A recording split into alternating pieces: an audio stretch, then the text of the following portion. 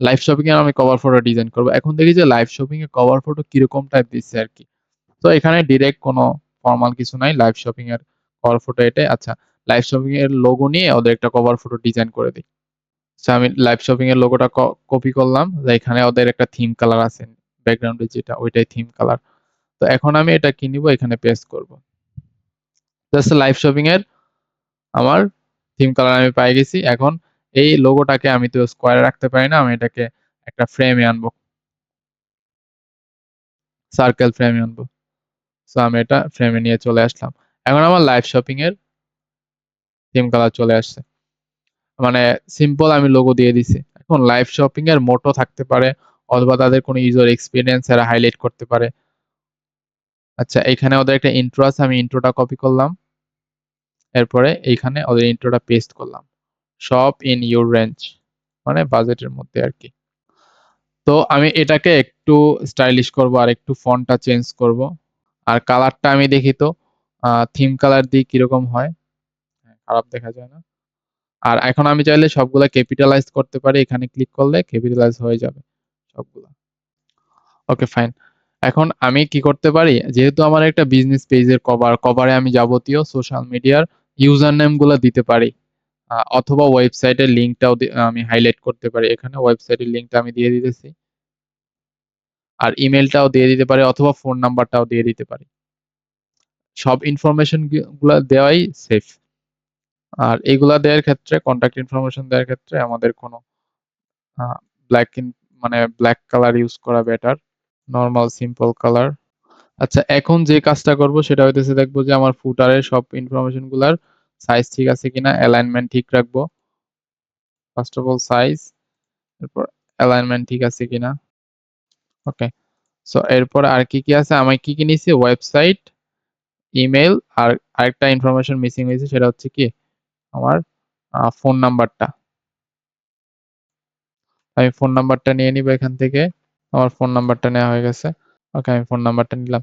এখন এইগুলা যে নিলাম আমি এগুলা কিসের কি? মানে কাস্টমার এগুলা দিয়ে কি করবে? সেইগুলা আমি স্টানিং ভিজুয়াল দিয়ে প্রকাশ করব।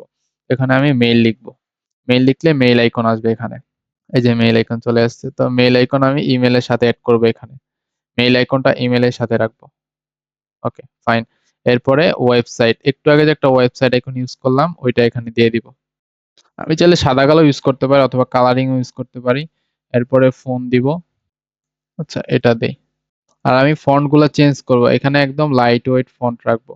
এত বোল্ড ফন্ট রাখার কোনো দরকার নাই। অথবা যদি ব্র্যান্ডেড কোনো ফন্ট থাকে সেগুলা ইউজ করা যেতে পারে।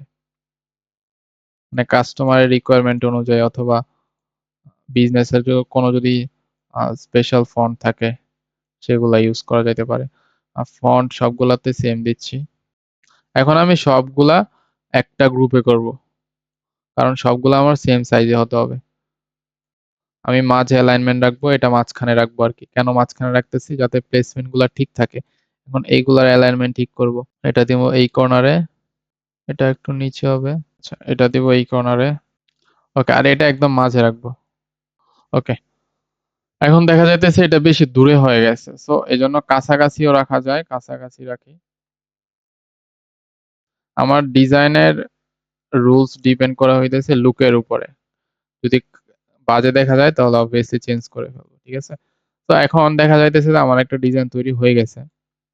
এখন আমি এইখানে এন্ড করে দিতে পারি, দা এন্ড করতে পারি। সিম্পল যদি রাখি। আর এখানে আমি কিছু এখন প্রোডাক্টের ফটো দিব। যেহেতু এগুলা মানে বিজনেস কভার, সো প্রোডাক্টের ফটো দিলে জিনিসগুলা একটু অ্যাট্রাকটিভ লাগে আরকি। কিছু পাঞ্জাবির ফটো রাখা যাইতে পারে অথবা আদার যে প্রোডাক্ট গুলো আছে আমি ফ্রেমের ভিতরে প্রোডাক্টের ছবিগুলা রাখবো। এখন এখানে কোন ফ্রেমটা সুইটেবল হয় সেটা এখান থেকে দেখতে হবে। আর এখান থেকে আমি আ পেজের যে স্ক্রিনশটটা আছে, সেই স্ক্রিনশটটা এখানে রাখতে পারি। আমার একটা মোবাইল দিয়ে, মোবাইলের ফ্রেম নিয়ে এটা এখানে এড করে দিতে পারি। কিভাবে করতে পারি সেটা? আমি পেজে যাবো, এরপরে ইন্সপেক্ট, এখানে মোবাইল অথবা মোবাইল দিয়ে স্ক্রিনশট নিয়ে নিতে পারি।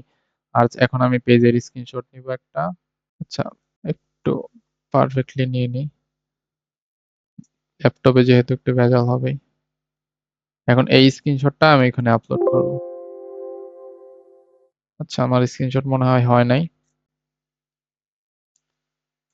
এটা আমি এখানে আপলোড করব, পেস্ট করলে হয়ে যাবে।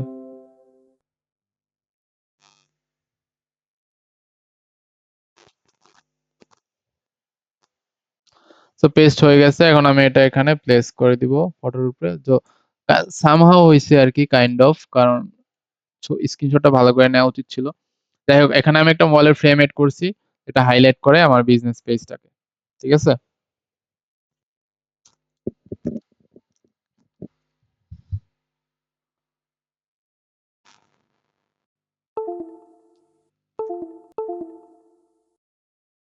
আচ্ছা, ফটো এটা চেঞ্জ করে দেই। আপলোড, এখন রাখি এটা এখানে। আচ্ছা, ঠিক আছে। তো এইটা এখানে রাখলাম।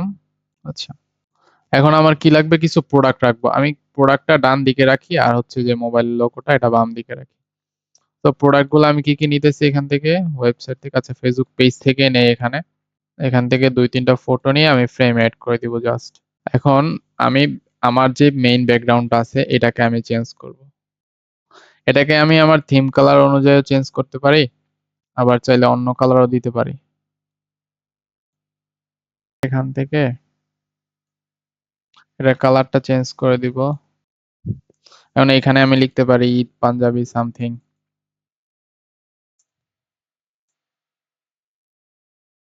ঈদ কালেকশনও লেখা যায়। মানে it depends আরকি বিজনেসের উপরে। আর এদিকে আমি লিখতে পারি যে 50% অফ রানিং। এখন আমি শপ ইন ইউর রেঞ্জ এটা নাও রাখতে পারি। আর লোগোটাকে যদি বড় করে দেই, তাহলে কিন্তু এটা একটা স্টানিং ভিজুয়াল হয়ে যায়। তো হয়ে গেছে আমাদের একটা ব্যাকগ্রাউন্ড কভার হয়ে গেছে। আর এটা একটু মানে ফাঁকা, ফাঁকা লাগতেছে, কারণ ফেসবুকের ব্যাকগ্রাউন্ড, সরি পেজের ব্যাকগ্রাউন্ড তো মানে এত এক্সপান্ডেড থাকে না। জাস্ট আরেকটু ক্লোজ থাকে আরকি। সো এটা যদি একটু মানে একটু চাপা হয়ে যায়, তাহলে এটা একটু সুন্দর লাগবে আরো। এখানে ফাঁকা জায়গাগুলো থাকবে না। তো এই ছিল আমাদের আজকের যে লেসনটা ছিল, social media content post cover photo design. আশা করি ক্লিয়ার মানে হইতে পারছেন আরকি। যতটুকু মানে কনসেপ্ট দেয়ার ছিল আরকি, ততটুকু ট্রাই করতে পারবেন, প্র্যাকটিস করতে পারবেন। জাস্ট থিম কালার নিয়ে আইডিয়া দিতে পারছি।